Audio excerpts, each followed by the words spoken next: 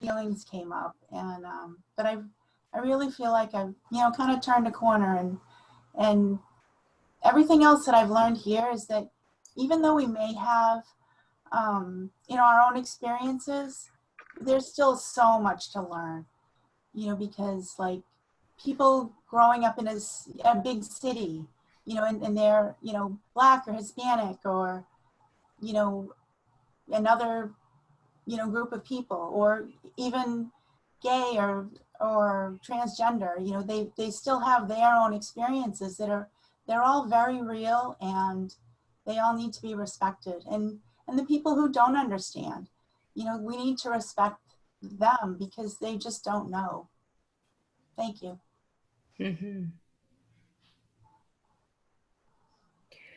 So one of the things that we talked about, kind of the A, B, and C of it last week, was the importance of children being able to see themselves in their teachers, and the importance of children seeing teachers of color in leadership, and the importance of staff and families seeing teachers and families of color. Those were a couple of the things that we sort of talked about. And I'm wondering if anybody walked away with a deep understanding of the why. Because knowing that why, I believe, is what will move you to be committed to having children of color and teachers of color in your school. Can anyone comment on that? Why important?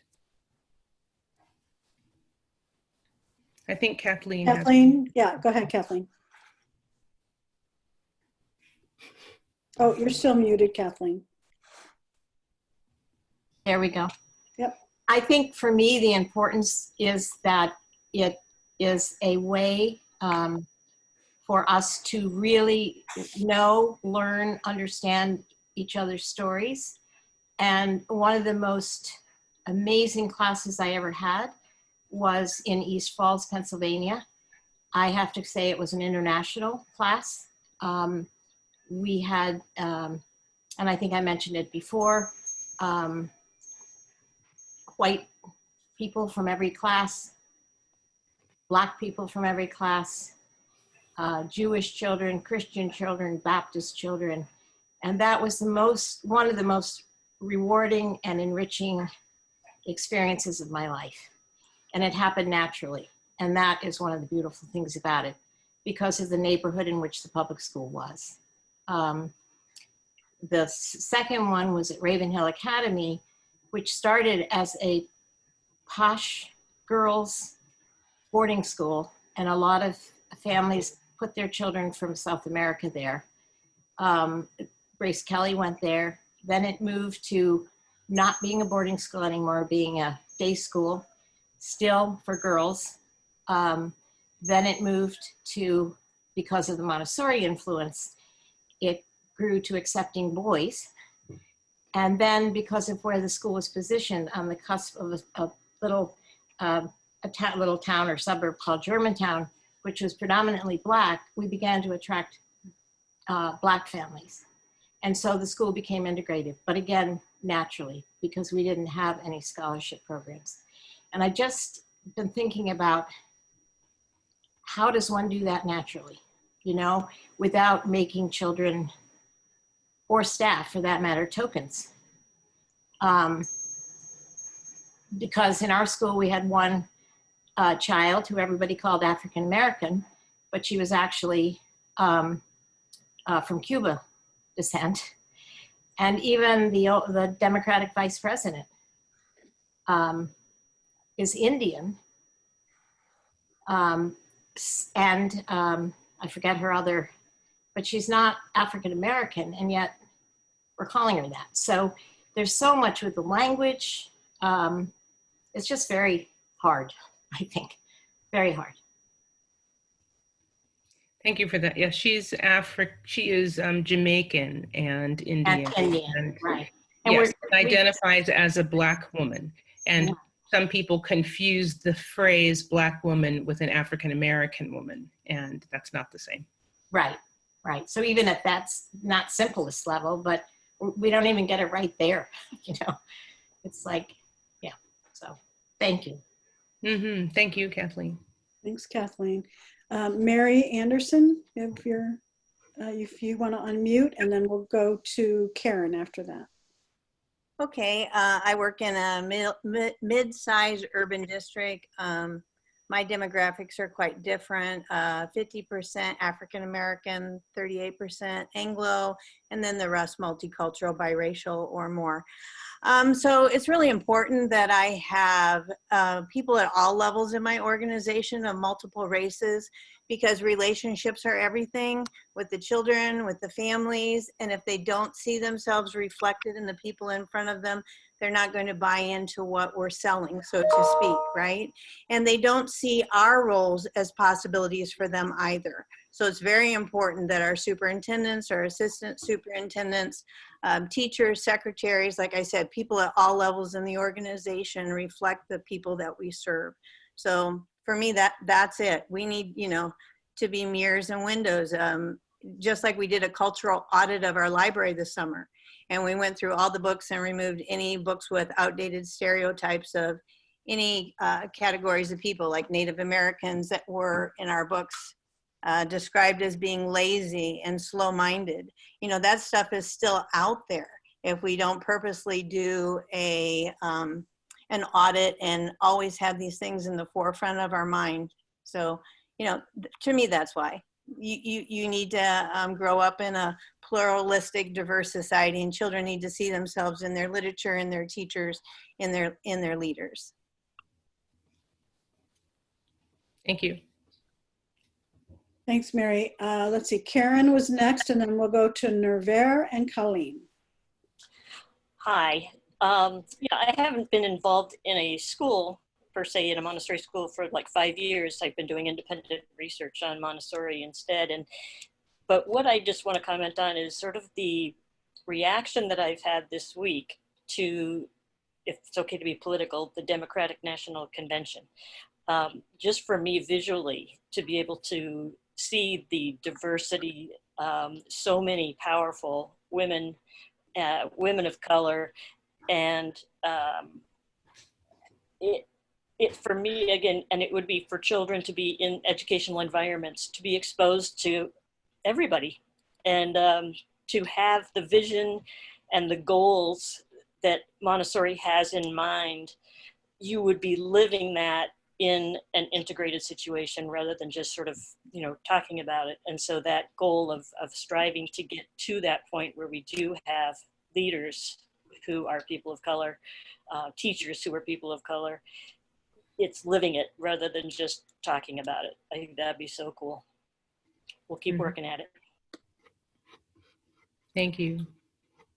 Thanks, Karen. We'll go to Nerver.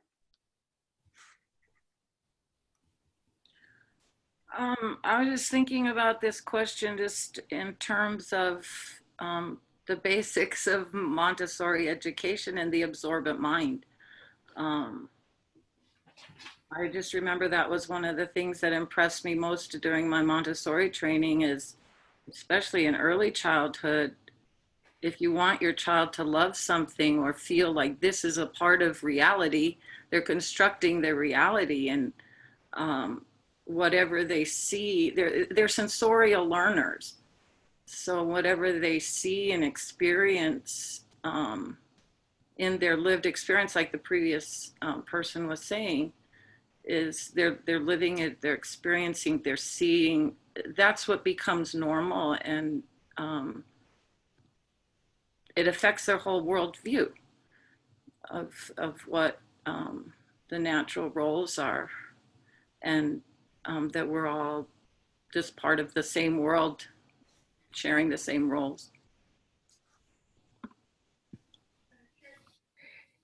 Yeah, you know, it's always surprising that as much as we have all gleaned from a background in Montessori education, those of us who are Montessorians, and yet we've lived for many years through so many classrooms of children and with teachers, but we haven't we haven't changed our commitment to match what is present in the world today, even though we know that we know that what we have learned from Montessori education should tell us that the world shouldn't be responding to children this way or to people this way. And yet it hasn't moved us to say, okay, so what can we do, or how can we bring more children of color? And now the light is on for us to delve even deeper than we have before, and to make even deeper a connection, and to recognize how far-reaching Montessori was, perhaps, in how the world could be and what we have to do. Thanks, Cindy. We were going to have Colleen next, and I think Colleen must have got knocked off. So Colleen, if you're here, I don't see you anymore. We'll get her when she comes back on. But we have Pearl next, if you want to unmute Pearl, and then Kitty. And hi, Pearl. I haven't seen you in a while. Thanks for being here. Hi, how are you? Great. So I just wanted to say that as a Montessori teacher, an African-American woman that teaches in middle school, I have had several parents who are parents who have children of color say to me that one of the reasons why they want their child to go and come into the middle school program where I teach is because I'm there. And they feel like because I'm a woman of color, that I will keep a special eye or a special tuning into their son or their daughter for a wide variety of reasons, because I think, and you all have probably already talked about this, but in the classroom, racism can be very nuanced. Sexism can be very nuanced and very, very subtle. And a lot of times, if you're not attuned to it, you can miss it. So I think that's another reason to have teachers of color, both male and female, in our classrooms, because it encourages parents to have a certain level of trust. And I think it also, when you're a person of color and you're navigating through spaces that are predominantly or always white, you don't always show up in your truest essence, because you can't, or if you do, there's so much explaining you have to do. So I think that the parents appreciate me also because their children will be allowed to show up closer to who they really are sometimes. So I just wanted to share that. Mm-hmm. Thank you. Thank you. Okay, Kitty, if you want to unmute, and then we have a few things in the chat we'll go to. Yes. I wanted to share something related to the absorbent mind, since that came up. Some years ago, I read the book Warriors Don't Cry, about the children or teenagers, I think they were, who integrated Little Rock, Arkansas schools, and it was written by one of those people. And in the very first chapter, she says, by the time I was 3, I had learned to be afraid of white people. And she said, not because somebody said you need to be afraid of white people, but because of how I saw my grandfather, who was such a strong and proud man, how I saw him cower in front of white people. And then she gave several other examples. And I remember when I read it, I said, oh my God, that's the absorbent mind. She had absorbed from how she saw people reacting to the white people in her environment during that time, that she needed to be afraid. And so that's what, I think that point of the absorbent mind is so important, that we have people, a diverse group of people of color on our faculty, in our children in our classrooms, in our leadership, so that children see healthy relationships and people in all different levels of society in all different colors, so that what they absorb is that, you know, this is a world where everyone can succeed and everyone can have power, so that hopefully they can create that world, because it's not necessarily true right now. Thanks, Kitty. I think one of the things I think about with this is I remember being a child and thinking something that I did or didn't do, or something that was lacking in me, I was the only one in the whole world, and not realizing that these are shared common experiences. And so I can imagine if you grow up where you don't see and hear people like you, that would make you feel even more invisible in the world, unheard and unseen. And so that is what occurs to me when I think about the windows and mirrors philosophy. We have a couple of things in the chat here I'd like to go to. Courtney is here, and looks like this is your first time here, Courtney, so welcome. Thanks for being here. Courtney says, I don't have audio video, and this is my first experience with the group, but it seems to me that the importance of seeing diversity in the adults around them is that when children can see themselves in people they admire and respect, they then can imagine themselves as leaders as well. Under 6 years, children will simply absorb this to be true and natural. So they're very much what everyone is saying, what we know and believe about this absorbent mind. And I so appreciate your comment. Also, Helen is talking about, yes, Kathleen, even during the DNC conference, during speeches, people were referred to as Black, white, Asian, Latino, etc. So the terminology is confusing and sometimes hard not to offend. We just have to try to be open and patient and kind. And Helen, that's exceptionally generous of you. And I say that of Cindy often too, to the willingness to continue to be open and patient and kind with those of us who are learning. So we very much appreciate that.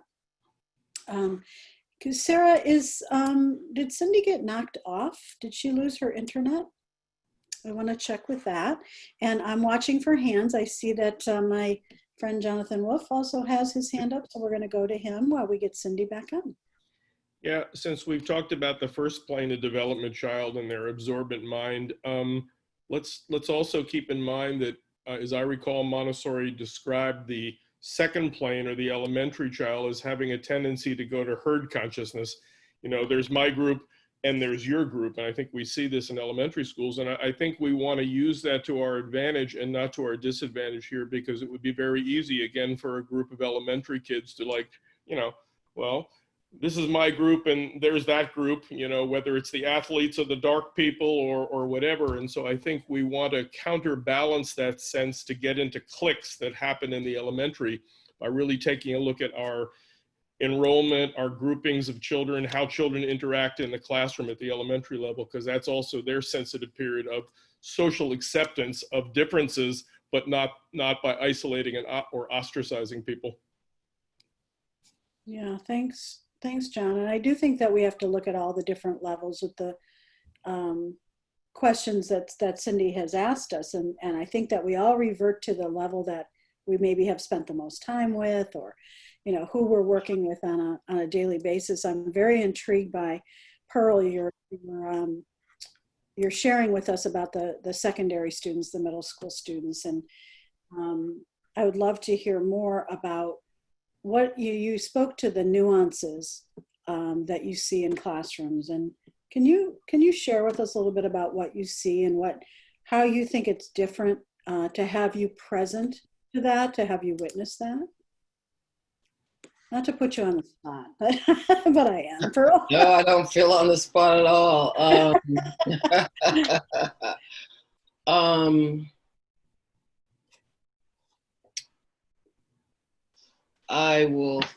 have to think about that because I know one of the things, well, yeah, I have to think a little bit about that because it's, you know, not having been in a classroom, you know, for such a long time, because we've all been online. That's right. Yeah. You know? So almost hard to imagine, isn't it? Yeah. I think, in fact, Pearl, I was with you just weeks before we all shut down. Yes. You know, Exactly. Yeah. Yeah.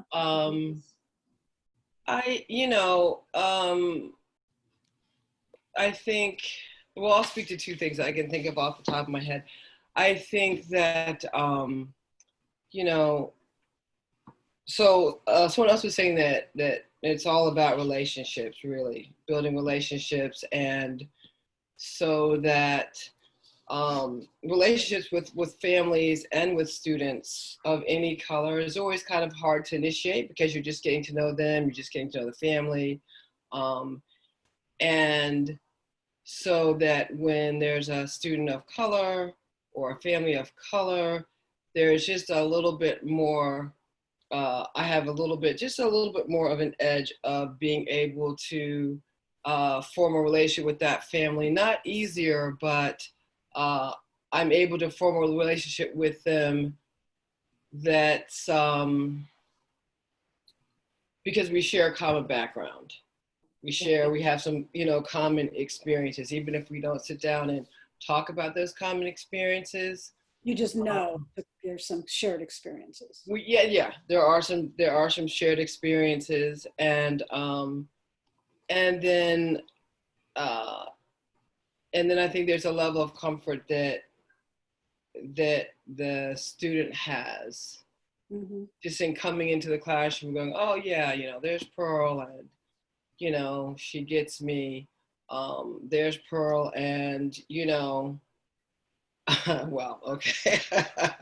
Well, Pearl, I think if I can say, I think that you just said something really profound for me personally, and I think it really speaks to the question that Cindy asked. So that the child immediately thinks, oh, there's Pearl. She gets me. Like, to me, that is huge, right? Yeah. Particularly at that level where identity is such an important piece. Right. Yeah. Right. So sorry to put you on the spot, but I do appreciate you sharing with us. And I particularly want us all to think about what would be different, for how children behave or interact with each other if they did have, both from all different backgrounds, if they did have people of color and different people to identify with, what would be different in their experience on those nuances of subtleties of sexism and racism and all of those things. What shifts for them when they're in the room with somebody in authority, and even in Montessori, we are authority figures as educators. And so how does that shift their experience and their awareness of those nuances? I don't know. I'm just curious about that, and was very intrigued by your sharing. And I think another situation that I've seen is, we classify it as appropriation, but some of the slang from the Black community or from Black music or whatever, gets in the conversation. It's how kids are related to each other that aren't Black, so that when I hear it, then I can also challenge the children that are saying that. Why are you speaking to me in that tone of voice? Why are you throwing that slang at me? And so we go back and forth, and then, it's a good time for them to realize, oh, I don't have to speak to her like that. I can speak to her like she is a human, or I can speak to her like that, and we have an understanding of what's really going on underneath the surface. And I think that's that's also important to be able to speak to and challenge. Yeah, thank you for that. Karen and then Nervaire, and I see Cindy's with us too. So we'll go to Karen and then Nervaire. And there are more things in the chat too. So. All right. I have such limited experience in educational environments with the anti-racism or with the people of color. And yet when we were doing a unit we did a good study on civil rights in the middle school, at Montessori Middle School. And then the kids, we all went down to Atlanta and Montgomery and Birmingham, and even to the Tuskegee University. And when you're talking about, again, how do I in white suburban Massachusetts, the Boston area, have us all have more exposure to people of color. And so what we did is we went to Georgia and Alabama. And one of the cool things that happened that I'll always remember is that we were in Birmingham, and there's the baseball field there where Jackie Robinson played. And we got to see that. And Barry is a high school teacher there, Black man, and he was our tour guide. We had him a couple different times, a couple different years. And the kids, before we went, we had seen The Great Debaters as a movie to talk about and learn more about the history of the civil rights movement and before that. And the kids had memorized part of that movie, and there's a part of it where it's the kids who are learning to debate, and they are going to debate eventually against Harvard and win, and it's based on a true story. They're saying, who is the judge? The judge is God. Why is he God? Because he decides who wins or loses, not my opponent. Who is your opponent? He does not exist. Why doesn't he exist? Because he is a mere dissenting voice of the truth that I speak. And the kids had memorized that, and we just came in on the bus after seeing the baseball field, and the kids were talking to Barry about it, and he said, "You guys were watching that? That's great, And then all of a sudden the kids came out and they all said that together and memorized it, and he started crying.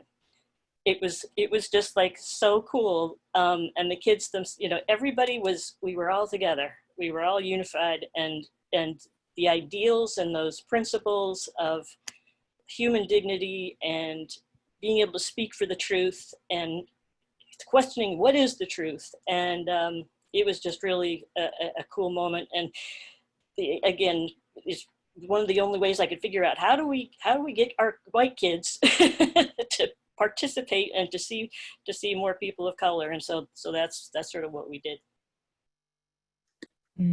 Thanks, Karen. Nervera was next, and then we've got a few things in the chat, and then I know Cindy has things to share too. So yes, thanks for being here, Cindy. But everybody's very much participating today. So Nervera, if you can unmute. Yeah, this is just in response to Pearl's comment about somebody gets me. There was, it was just something that happened in our middle school last year with one of our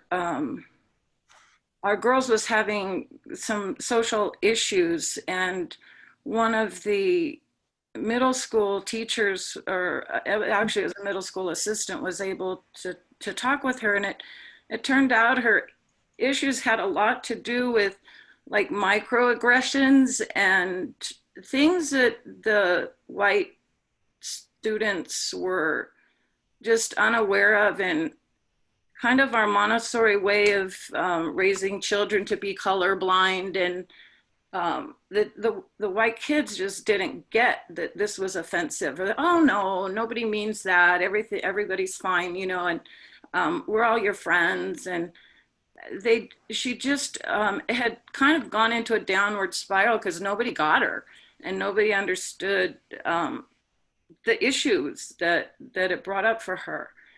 And I wasn't even aware. I'm the head of the school, and I wasn't even aware that the middle school started a students of color group.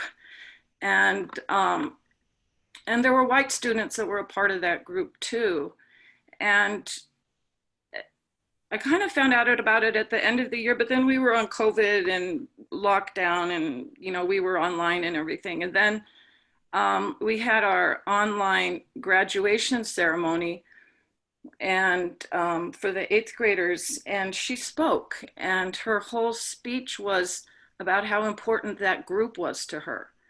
And it really totally changed her social relationships with the other students, and her own self-confidence. And she was going to go to high school with a lot more of a sense of who she was and what she could do to make a difference in the world. So that was a small thing that I think we need to do more of at our school, but it was really also an awareness of, you know, just how she'd come up through our school and how the white staff and white students really don't get it yet. And really being more sensitive to the students of color. And if I could say one more thing about Absorbent Mind, that it reminded me of a story last year. I was talking to a Black woman who is a friend who has her child is in another Montessori school, but the first day when she took her child to visit the Montessori school, he, before they enrolled, he just looked in the window and he said, "I don't want to go here, Mom." And this is a 4-year-old, and she grew up in a very, you know, accepting community, and she was a Baha'i, and they're all loving and kind to one another and everything. And she didn't understand, like, why don't you want to go inside? And he said, "They're not going to like me." And she was like, "Well, why won't they like you?" And he goes, "Because of this. They'll think it's ugly." Like, he's 4 years old. She didn't know where he had picked that up. But, you know, as a Black child growing up in a very white environment, and he already had it figured out, like someone else was saying, the absorbent, oh yeah, Kitty was saying, you know, with the child, Absorbent Mind had already figured that out at age 4. So it reminded me of that story when Kitty was speaking.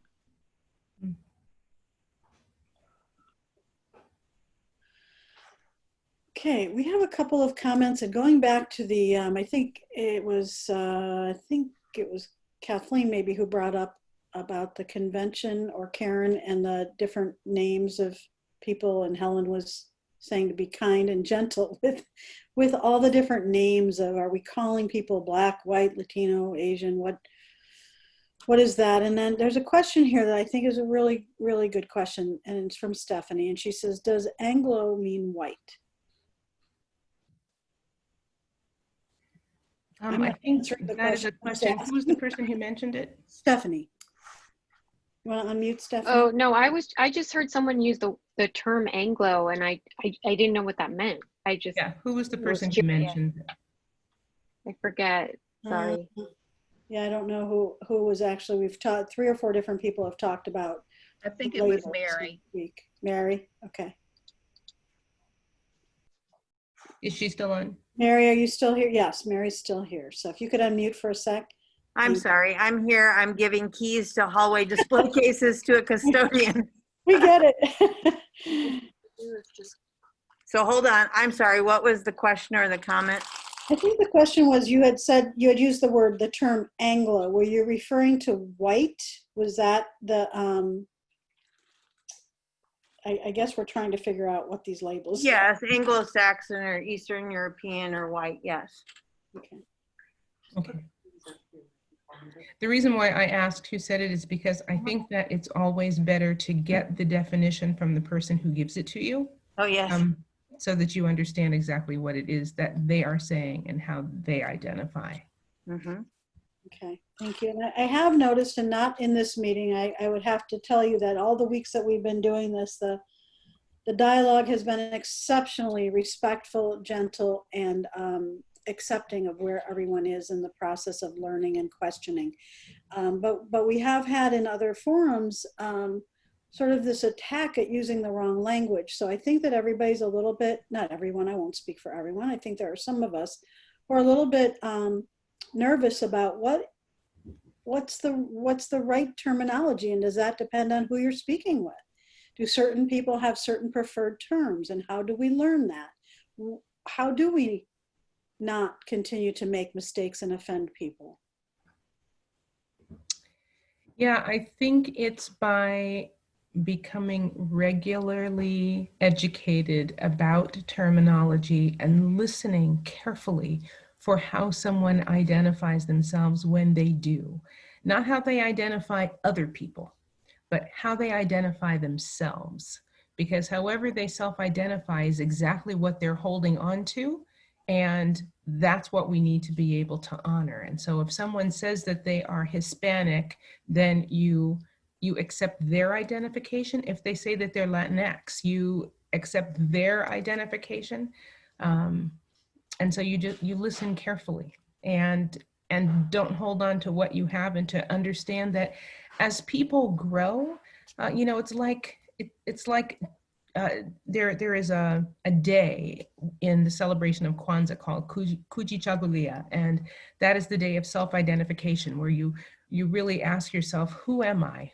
How have I changed in who I was last year and who I am now, and what does that mean for me? Sometimes people change their hairstyle for Kujichagulia or something else, but however, what that shows us is, however we were yesterday, we may not be there today.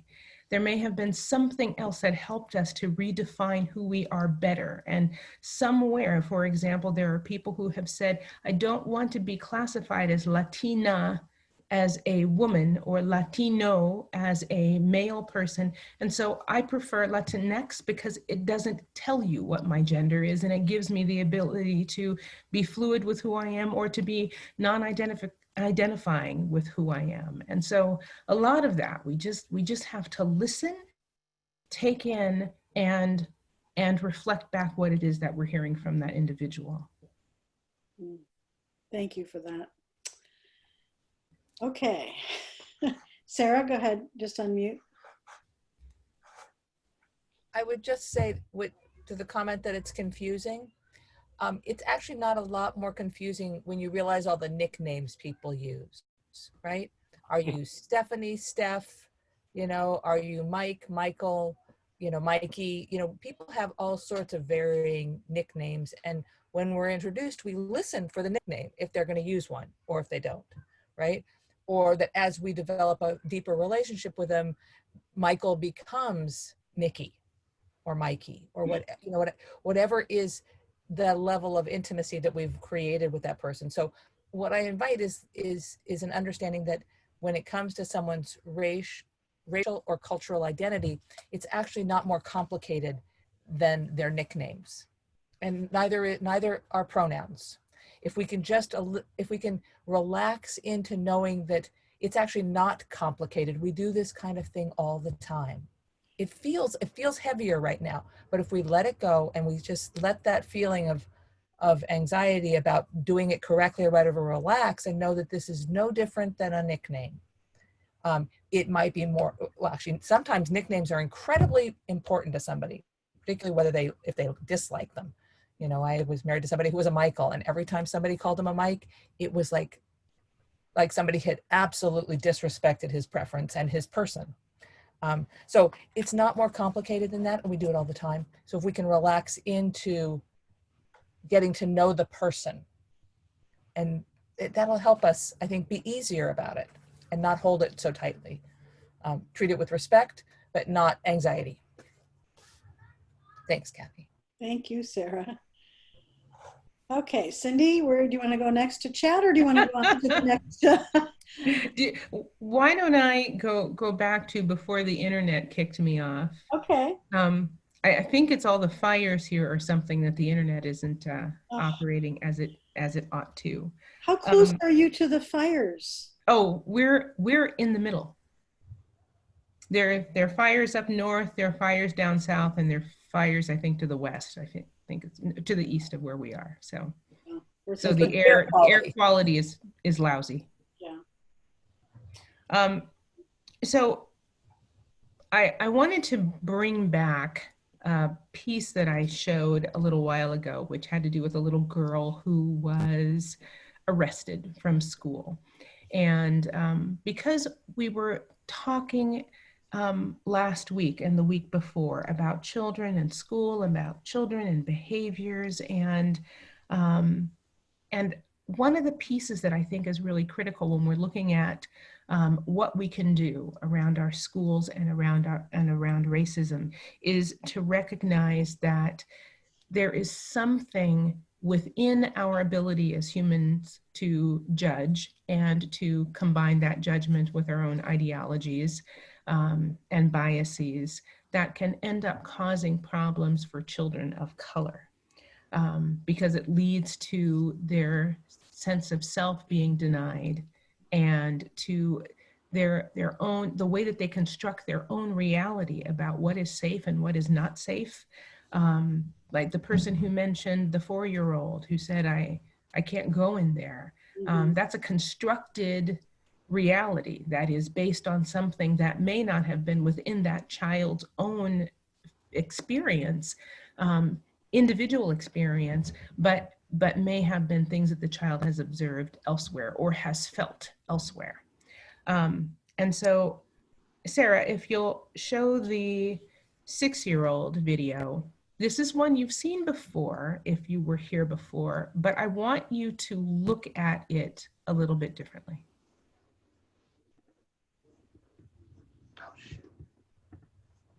I apologize. I need to back out and start over again.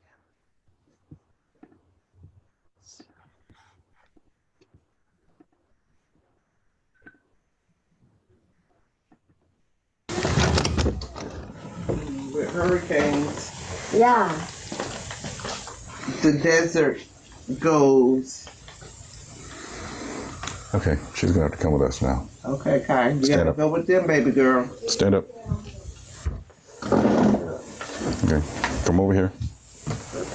What are those for? It's for you. Keep your hands, okay? Come over here, honey. It's not gonna hurt. No! Okay, No, well, I don't want handcuffs on! No!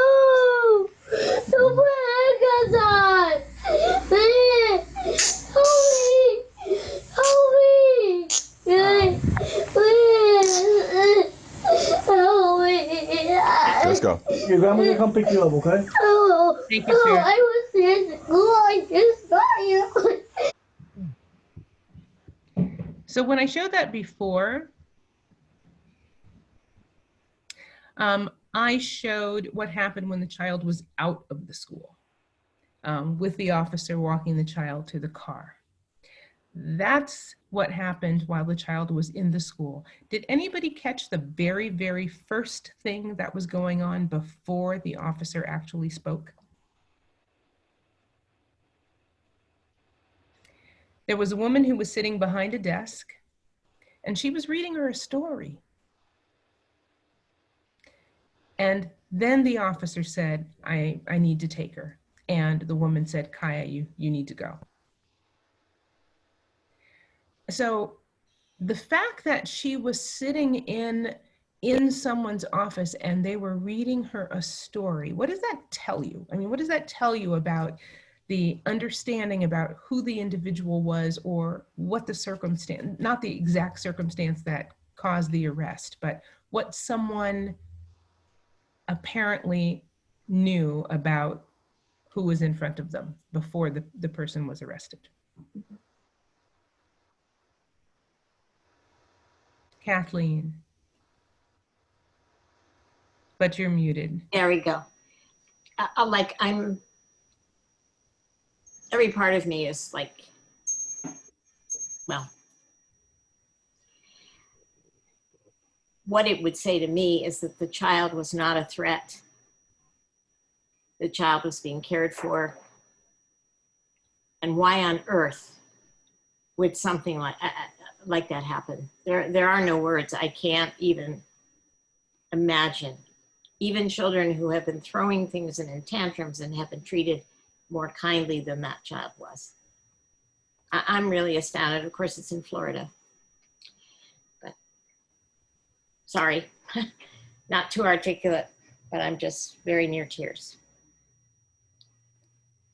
Any other thought about that? Any thought? Thank you, Kathleen. And absolutely, the child, if the child was a threat, the person wouldn't have been sitting there reading a story. Mary has her hand up. If you could unmute, Mary.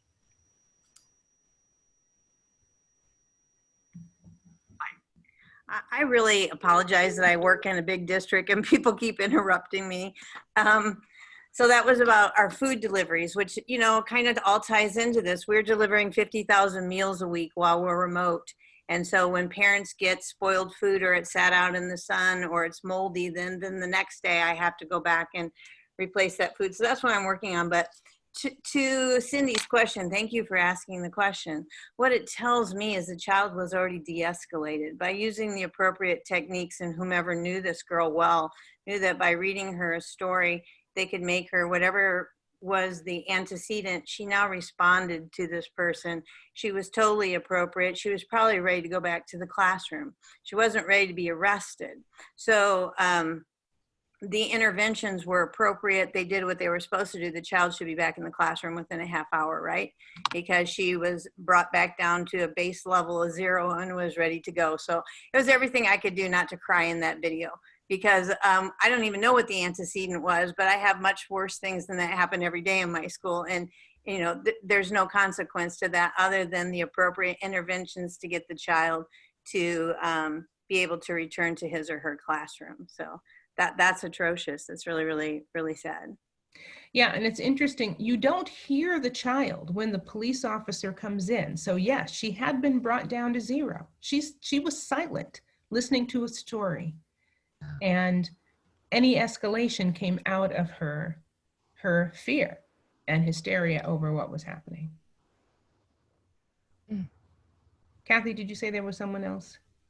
Well, Sarah wanted to say something. I'm sort of in awe. I'm sorry. I find that the ramifications of what occurred to be the ones that they break my heart, but they also make me incredibly angry that her safe space with that woman who was reading to her will never be a safe space, and that she will never feel safe again, actually, because on some deep level, she knows that you can be perfectly safe, and then a very bad thing will happen. Someone will come and take you and put you in handcuffs, even if you're being fine, and doing what you know, you've de-escalated and everything's fine.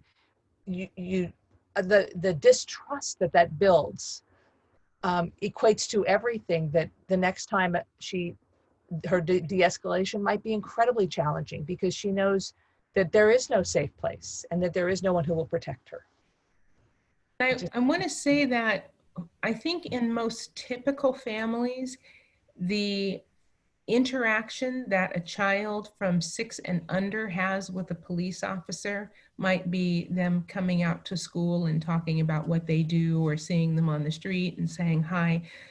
My experience as an African-American child, 6 and under, every other weekend they were at my door. And when they weren't at my door, they were at my neighbor's door or the other neighbor across the street. It was a regular thing. So for me to see a police officer, if I was her age, walking in and then coming to me, and you heard her say, "What is that?" was her first question before she really got fearful, and then said, "Help me." If she's had any modern day experiences of police officers, can you imagine? No, I can. Why wouldn't I'm sorry, why wouldn't the woman just say, "Oh, so sorry we bothered you. We're good now. We thought there was a problem and there's no longer a problem." Apparently they felt that this is what needed to occur. Yeah. Okay, Jonathan, I'm sorry, I'm gonna take my breaths. Jonathan, go right for it. Yeah, after I got over the pain of what this child must be going through at that age, being arrested, which is so over the top, my next thought was, I'd love to sit down really privately, intimately with this officer and find out what was going on inside him. I can't imagine that on some level, unless he's some kind of a sociopath, that he's not really kind of bifurcated about this. I would hope he would be, that regardless of what his superiors told him, arresting a 6-year-old, I mean, really? I'd love to have a conversation with the officer to see how he really felt about this on a human level. Just. I think someone else, Fred. Yeah, we have Helen has her hand up, and then Jessica. We'll go to Jessica after that. So this happens all the time, though. I mean, I just saw a video last week where I think it was in Texas, I'm not positive. They had this whole little family, you know, laid out on the ground, face down, little children. And it was just devastating. This little girl was screaming, crying for help. And, you know, the police were so hot to, you know, do this that they didn't realize until later on that they were looking for a stolen motorcycle. You know, so it fit the description, except they really needed a motorcycle. And so they put these poor children through this trauma. It's horrible.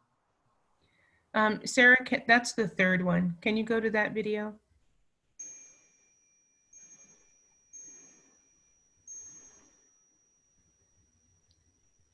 Oh, sorry.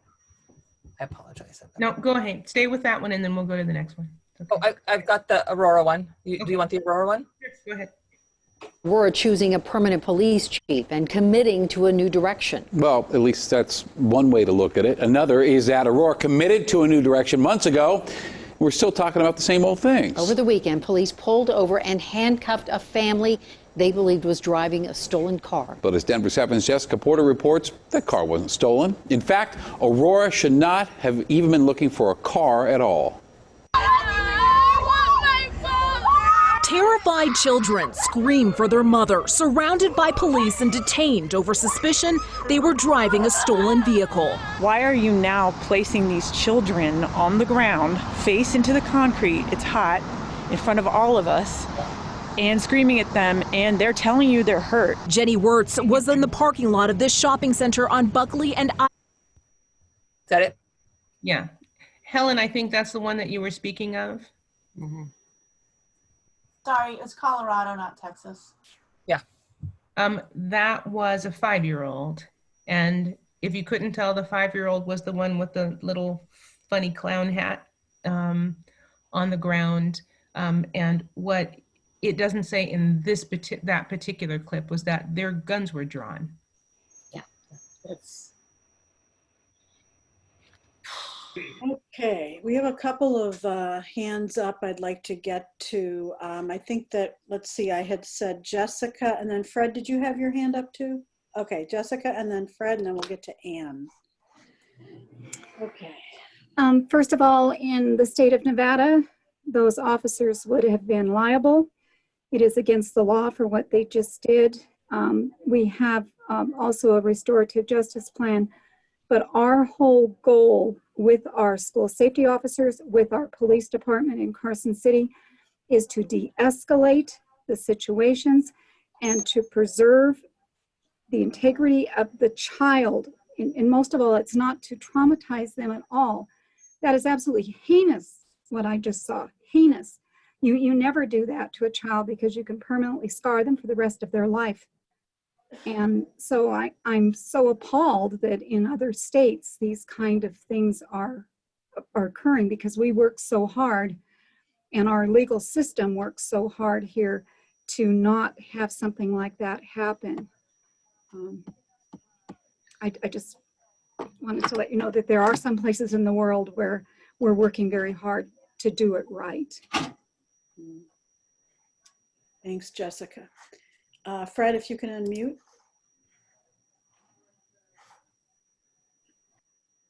Okay, can you hear me now? I just wanted to follow up, Kathy, on your observation about why the teacher didn't say anything.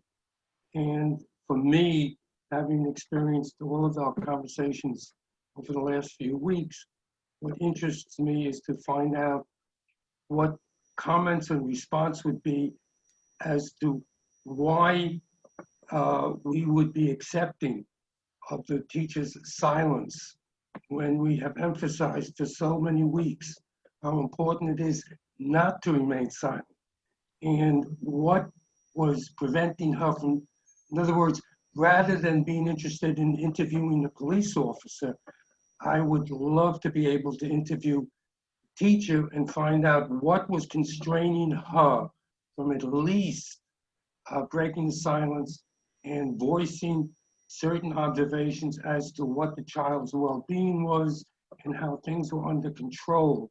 And then to see how the officer would respond to that. The silence I find to be extremely disturbing to me.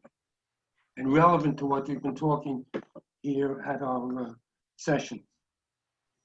Right, for us to feel the responsibility to speak up, for sure. Yeah, that's what we're being called to do. Okay, Anne, if you can unmute. Hi, everybody.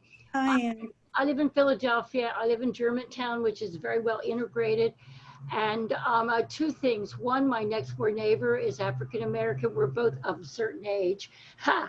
And we walk every Saturday morning. And I'm learning so much about things like where I live. We both live. She said, well, in the 50s, we grew up in the same place. Well, I couldn't even walk in the door. So I am learning a lot just by what am I saying? Making my, going forward and enlarging what I know. But the other thing is, well, I live in Philadelphia, and maybe you're not all aware, our gun violence for all ages is absolutely appalling. And so this resonates with me. How many of those 15-year-olds or whoever who are running around with guns went through exactly what we're talking about? But it's right happening in the city right now. So from somebody who's pretty near it, it's profound that what we do makes such a difference. Thanks for listening. Thank you, Anne. Pearl? Yeah, I wanted to say, yeah, it was very disheartening and very, this is very disheartening. Not unbelievable though, because when you fail to see the humanity of people, it's very easy then to treat them, you know, like they're not human. It's very easy to be hard and be insensitive about what you have to do as according to, you know, your job description. I think that when Black people, Black men, Black women, adults can be killed, you know, by police officers, and that's okay. It's not okay, but they do it, and then they get acquitted, they get off with it, so there's a sense that that's okay. Then the children of people of color are not looked at either like they have any value. So to arrest a 6-year-old or a 5-year-old, or, you know, you put the adults on the ground, as the woman was saying, there should be no reason why the child couldn't have been sat up. There shouldn't have been any reason why the children should have been treated with a little bit more humanity, except for that they were Black. And that's the type of thing that we are continually, you know, looking at and talking about and fighting about, because then those kids that get traumatized like that, they're going to forever, ever, ever after, unless they do some serious work, have some issues with people that are white that are in authority, right? So then they show up at our schools, or they show up at other schools, and guess what? It's a problem. I don't understand why she's pissed off. I don't understand why, as a white teacher, or even a teacher of color, she says, don't touch me, right? Because we don't know how that child has been traumatized. But that trauma will carry on, and someone's gonna have to teach them, her, him, just like the immigrant children that get detained and separated from their parents and are still here without their parents. Okay, if and whenever they get released in America, somebody's going to have to teach these children, and they're going to be pissed off and hard to be taught. And we can't do like we always do and, oh, I don't understand. Oh. You know, things were bad then, honey, but things are better now. No, you carry that trauma with you. So that's what I wanted to say. That's actually the point that I was trying to reach. I hear everyone's upset over the situation. I hear everyone's upset over the fact that this woman didn't tell the officer, go away and things are fine. We've de-escalated the situation. But what I want you to get is that it continues to happen. That's the experience of many Black children who walk in the door. And when we look at their behavior, or we look at their comments, we aren't always paying attention to what's their lived experience, or the lived experience that they have observed or heard of, that causes them to respond in the way that they do. fear of getting into trouble, the assumption that they already have gotten in trouble just by virtue of the fact that they are Black, can cause a child to respond or react in a way that other people may not have assumed to be what is considered normal. And when we create in a Montessori environment our own perception of what's a normalized child, and then we see this African American child or Black child who has come into our classrooms who does not match that description, then for us, they're an outlier. There's something wrong. There's something that needs to be disciplined. Montessori is not for that child, or the child shouldn't be in that classroom or in that environment, and why haven't their parents parented them better or differently or something like that.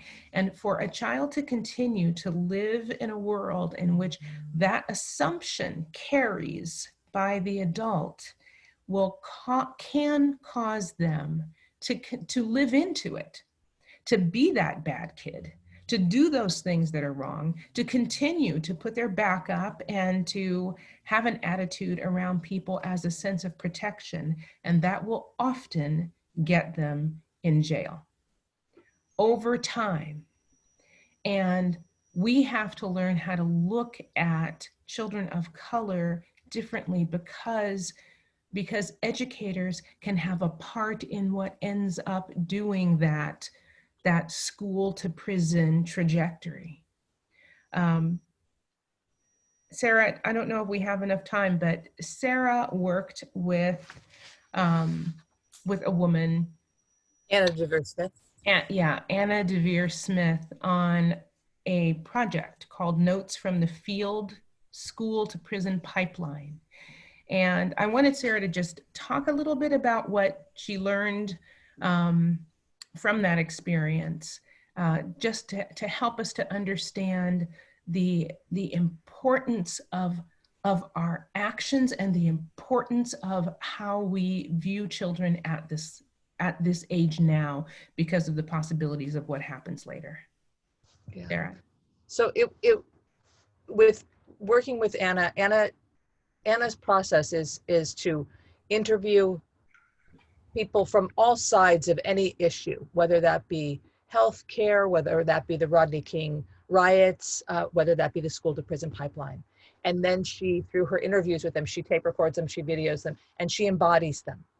And so Anna embodied students, politicians, teachers, school administrators, everyone from parents, from the different facets of this experience. And she shares that with the audience. She becomes each person, and she does this amazing job.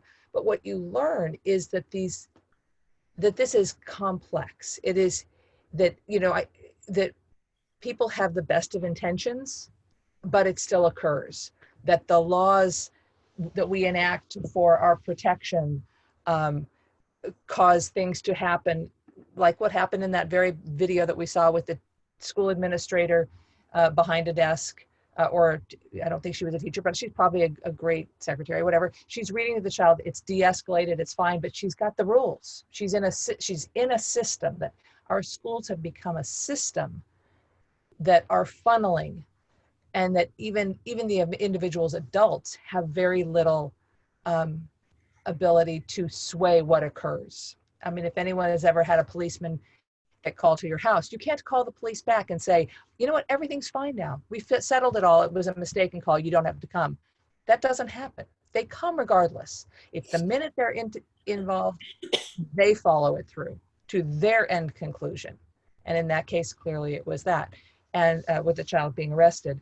So in working with Anna, I had to do a lot of research on this topic to create a handout for her to give to the audience and things like that. And it is remarkable what the statistics are. I'm just going to share with you a couple of the things that I found more recent. This was 5 years ago that I did this with her. So her interviews were 7 years ago. But I'm going to share with you just some statistics that I think it's important to understand. Let me just get my screen sharing going. We're starting from the. Okay, so that it truly is. These are stats from the ACLU that public school enrollment is 51% white. You can see that right here, and 16% black. But 42% of the multiple suspension cases are black students. Black students are suspended and expelled 3 times that of white students. And they represent 31% of the school-related arrests. It's not, it's incredibly significant that we have to figure out where that comes from, why that's occurring, why are we doing that, and how are we going to change that again. And it's not just black. The black students have a huge proportion of that, but it is all people of color. If you'll look at this is the teal blue is the white boys and the white girls. Now remember that they are 52% of the population in schools, but they are by far the significant less party being arrested or detained in classrooms. So there is racism going on. It is a race-related issue that we can't get away from, and this has been going on in our lifetime, right? So this is escalated in my lifetime, and what I became really activated around in working with Anna on her piece was the fact that I had to make a commitment that in my lifetime, if it had escalated so dramatically in my lifetime, it was up to me to de-escalate it in my lifetime, that I needed to bring it down, however that was going to manifest. But one of the things I also realized was that it was affecting children. This wasn't just teenagers. This was little children. This is a 10-year-old boy. The little boy is, you could tell me what his arrest was for, and I would say that's not the point. Nobody who has to stand on a milk crate should be being fingerprinted. I'm sorry, nobody should be being fingerprinted. Who's so little he has to stand on a milk crate. And 2 little girls, a 6-year-old and a 8-year-old, both arrested. Now this again is in Florida, and we could all point our fingers at a different state, but we know it's happening in every state to some extent. It's not, sorry, my computer is having problems. So it is, again, it goes back to what's caused this, and why can't schools just be independently challenging it.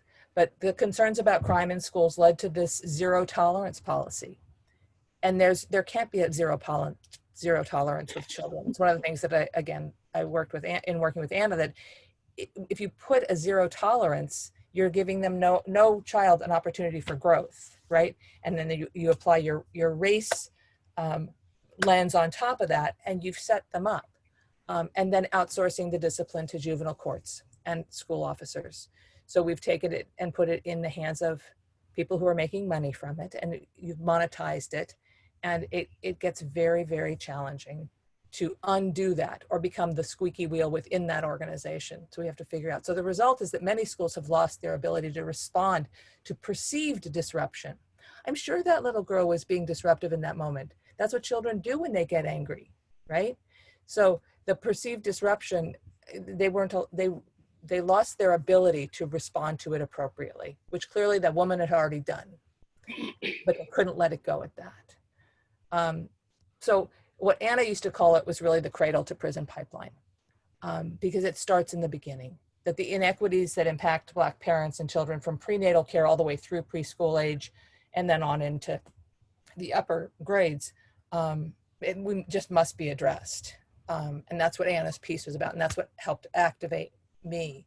So I encourage us to ask ourselves, how am I really seeing my students of color, especially our Black students? And Kathy, I applaud you in saying, of course I'm not a racist, but now your layers of onions are being pulled back to understand where those little things happen that you didn't even notice were happening, and we're all getting there. How am I redirecting and talking to and supporting my students of color, especially our Black students? Because again, in Anna's piece, it really resonated that good people were being prevented from doing good things. And how am I treating parents of color? How we treat our parents of color is a direct reflection of what their children are seeing and where our feelings are coming in. We've got to treat our parents of color, our Black parents in particular, with utmost respect and an integrity that they deserve. And most importantly, we need to ask ourselves, am I seeing my Black students and students of color for their full potential? What is that? You know, if I am not seeing them for their full potential, they can't achieve it, right? So how am I seeing them? How am I manifesting with them their full potential? So I was trying to get through that so we could get, but it was, yeah, you're welcome. Yeah.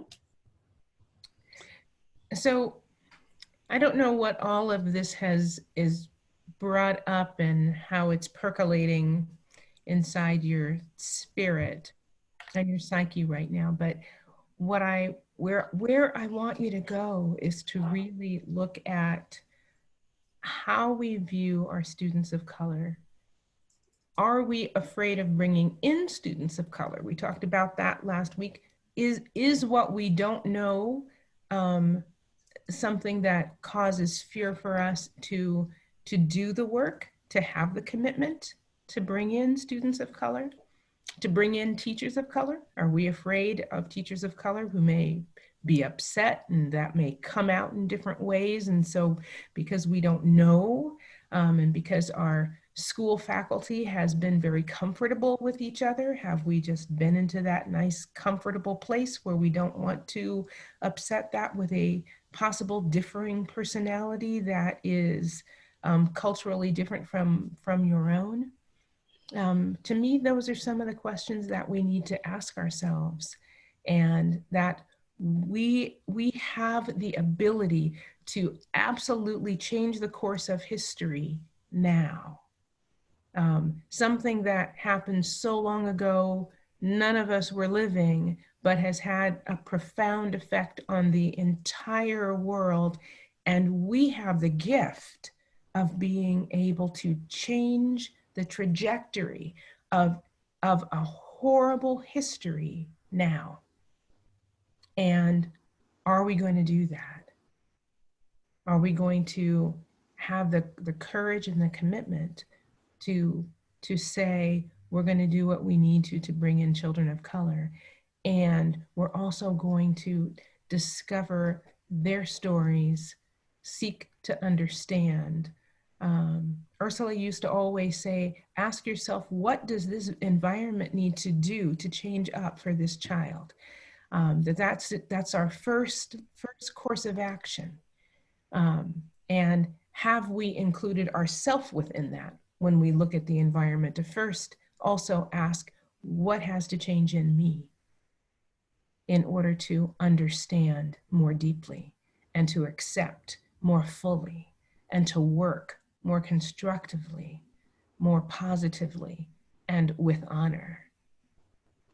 Because we don't want to be a part of sending children down that line where they don't care about themselves anymore, or they feel that they are the bad kid who will be perpetually the bad adult.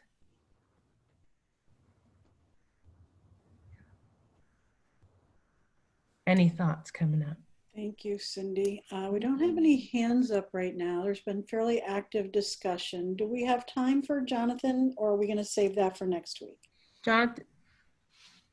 Well, we only have about 5 minutes. Why don't we save it for next week, because it's a whole other thing on leadership. Let's not, Okay. see if there are any other questions or thoughts. Thank you. Just wanted to make sure. Karen has her hand up. Go ahead, Karen. Yeah, I've been talking to my 25-year-old son who went through women and gender studies programs, et cetera. And both my other son is interested in racial justice as well. And whenever I'm talking to them about this and whatever, they're saying, you got to be careful because you can't be the white savior. And so I'm trying to figure out, like, I got all excited. I was thinking, okay, well, maybe I could offer to speak to education professors or connect with education professors at maybe all Black universities and say, would you be interested in learning about Montessori or whatever? Because I was thinking if I could get college level kids interested in what Montessori is, maybe they'd then take it on after their undergraduate degree. But then my kids are saying, you gotta be really careful. And so any advice, and I know that someone last week was also concerned about this because she's white and in charge of the diversity program at her school. Listening and humility, I think, were offered as suggestions. But any help would be wonderful. Yeah, be the white ally. The white savior reminds me of the person who feels like it's some of what I have heard in some books that I've suggested that people read and thought twice, as though we need to fix this, what people have said about African Americans after they came over to America. We need to fix these people because they have no knowledge and they have no intelligence and they don't know what to do and they don't know how to act. We need to fix them. So let me save them from who they are. And it's not that. It's not that, because Africans were intelligent people, architects, builders, you name it, and then came over to this nation and brought all of their talents and intelligence to what became the foundation of America. So nobody needs to save them from that. What we need are people to stand up for justice, to stand up for what occurred, and to be allies. And I think however that presents itself, go for it. Thank you. And watching for any other hands, if you'd like to have a word. I know Mary put in the chat, I hope you don't mind me sharing. She says, you don't have to be a white savior. You need to model how to be a great human. And I appreciate that. Let's see, we have Pearl and then Jonathan. Yeah, thank you. I had wanted to sort of echo what Cindy had said, if that's what's in your heart and in any of our hearts, if that's the way that this is a way that I think I can go and help this problem, this is a way I can go and support, this is a way I can go and stand for justice, then you go do it. You know what I mean? And you know in your own heart whether or not you're trying to save or whether you're just trying to be supportive or be an ally. But I think that I'd much rather have anyone who wanted to help with their best heart. And if it fails, it fails, but at least you helped, It's just like when I decide to teach American history and I'm talking about the Civil War, well, I'm going to bring in all different perspectives. African Americans' perspectives, American perspectives, Chinese American. I'm going to bring it all in. That might make me radical in some people's eyes, right? Oh my God, you're really radical. Ooh. Okay, that's okay. I'll be a radical, right? Because I know at the end of the day, it helps. You know what I mean? And so I think we all have to look at what we can do to be an ally, and it takes a lot of courage, and then go ahead and do that to the best of our ability. And some people will say, hey, thanks. And some people will say, you're a white lady, you're a white savior, And then you have to be ready to deal with that, Thanks, Pearl. Jonathan? Yeah, Sarah, I was thinking about your statistics that you showed on that graphic of the inordinate number of students of color, African-American students who get into trouble, get suspended, get expelled. And I'm thinking that every time that happens, until we change that system up and make it more equitable and really understand these kids and not make it punitive, but really working with them, every time that happens, I would imagine all the white kids and the white parents go, see, yeah, black kids are in trouble again. It reinforces the very stereotype we're trying to kill. So it has a profound effect upon the other kids, in addition to the profound effect on the psyche of the black kids. Yeah, and I just call it, and when you say that they're getting in trouble, it's that sometimes the actions are the exact same actions that the group of white kids is doing. Exactly. But this calls someone to action in some way that it doesn't call somebody into action the other way. So Yep. they're not, the trouble is coming to them. They're doing whatever it is they're doing. And sometimes it shouldn't be happening. Sometimes, but it's always more called out for the Black kids. It's inequitable. It's inequitable, and we label it as they're getting in trouble. Right. And that becomes a reinforced stereotype. That's their result. Yeah. What we're labeling it as is the result. And so we just have to be, part of our shifting it is to think about how we speak about it. Frame it. Yeah. Yeah.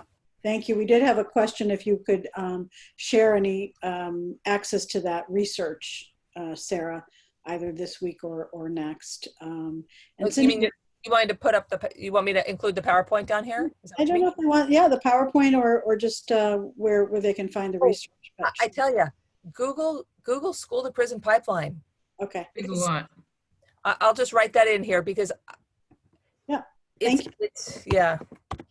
And Cindy, we're just about out of time, but I want to turn it back over to you. This has been a healthy conversation. I think the past few weeks just around classroom and school have been just some really healthy conversations. Next week, we're going to broaden it out a little more to our associations. What is systemic racism? How might that be reflective in the associations that we are a part of? Or what do we want from our associations in order to make a stand against systemic racism? And we're going to start off with Jonathan's piece that has to do with leadership, because I think what we're talking about is leadership at all levels and just the importance of us stepping up to be a leader and how we need to hold that as being leaders. And then we're going to broaden it out to systemic racism. And I will tell you that the week after that, we're going to talk about what it means to be white and how to help our white students understand their culture, which may help them to understand the culture of children of color.